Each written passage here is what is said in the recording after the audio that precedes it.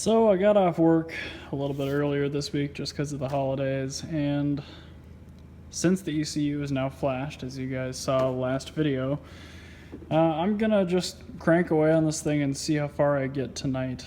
In an ideal world, I'd like to have this thing fire up, but it doesn't have oil in it yet. The turbo oil drain isn't finished. What else? Obviously the intake manifold's not sitting on it yet. I just actually put these little retaining clips on the fuel injectors. I had a donor fuel rail because although this rail did come off a running car, it came off my black 88 M3. I don't know what the heck I did with the clips. They're universal for the most part, but I needed some of those. The engine, I think, is pretty much completely bolted in. The clutch slave cylinder down there, you can maybe see it a little bit. It's not sitting in the trans yet. But I don't need that installed to start the car. I just need to make sure it's either off the ground or in neutral. Coolant, maybe I'll put it in there, I'm not sure yet. Still a lot to button up. I did label all the remaining plugs with what I think they are. The Bentley manual, I'm just too lazy to dig through right now and get wire colors on them. But I should know pretty quick whether they're correct or not. I did briefly have the idle control valve hooked up to it last time when I was flashing the ECU just to make sure that it had power. That valve will buzz every time that you turn the ignition key to the on position. So it's a good way to check for voltage to the ECU without actually having a multimeter. The fuel lines, I have no idea if those are hooked up the right way around.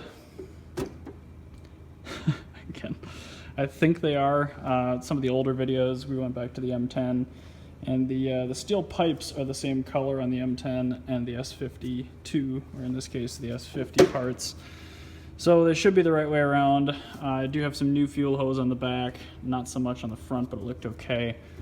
I'm gonna need to source a couple of small hose clamps, which are always a prime commodity here. May or may not have those. Just a few wires. Like I said, oil. I'm not even gonna bother hooking up anything to the breather yet, just because I don't have a suitable catch can solution. Obviously there's no downpipe on it, so if it does start, it'll be open headers. Pretty ghetto, but it would be nice to hear this thing sputter to life after sitting on an engine stand for a couple years, and after being in this car for almost 3 months now. So nothing is final bolted in position, but I've got brake booster vacuum. I've got throttle position sensor, IAT, I've got my fuel injectors in, I've got the vacuum line from the fuel pressure regulator to the bottom of the intake manifold, I've got my breather at least set in there, I've got my injector harness grounded. What else? ICV is in and connected. The X204 is connected via my Treehouse Racing adapter, which was just leftovers. I've got the mass airflow plugged in. However, one of the two holes is going to need a little bit of work with a drill later, but right now one of the two bolts is in. That's plenty to start it under vacuum. Right now I think I'm probably going to work on the turbo oil drain. Didn't even realize that had come off.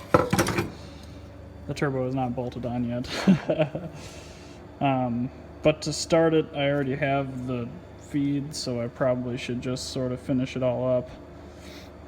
As far as the turbo oiling is concerned, because it's probably more difficult right now to fire it up otherwise. I can't really just cap that line, so.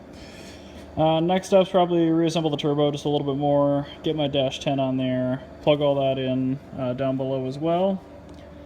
And once that's done, put oil in it, double check stuff, and then maybe try to fire it up. We will see. So there we have the dash 10 drain. I'm gonna need to get a 45 for the turbo because right now resting against the exhaust manifold is no good, but that'll be just fine to start it this way. Again, here's the slave. I have to drop the trans down just a hair to feed it up in here because there's very little room between the transmission and the tunnel of the car. So in the meantime, just avoiding hitting the clutch pedal of the car so I don't have to replace the slave. But I'll probably drop her back down now, hook up the turbo oil feed after I pour a little bit of oil down it. And then, let's see here. Yeah, I want to pour a little oil through the turbo to drain out the shavings that there might be from the drain. Drain that oil out the sump and then fill it with 6.5 quarts of, I think I've got Rotella T6 for this. Well, no start tonight. I'm having trouble getting the ECU to prime the fuel pump. I'm also not getting the 12 volt signal from inside the car to trigger the starter motor. And when I manually trigger it, it kind of sounds like the teeth aren't meshing. So even though the starter on the M40 should be the same as the M42, and therefore should be the same as the M50 and S52 US, it is possible that the M40, for whatever reason, used the M20 starter pitch, which will not work. So I'm going to have to probably order up a starter, take the intake back off, yippee, change that out, and then I do still have some wire troubleshooting to get done here. A little unfortunate. Had neither of those issues presented themselves, this car might have actually fired up tonight, but oh well, I've already waited this long and I can't really drive it until springtime anyhow. At least the car's got fluids in it, top end's complete, nothing appears to be leaking, which is good. And there's the turbo, yay. So that's all for tonight. Definitely getting close on getting it running. Obviously there's still a whole lot of stuff to do before it's a complete car ready for the street, but yep, I'm headed to drop off the Mercedes engine at the shipping yard now. So thanks for watching.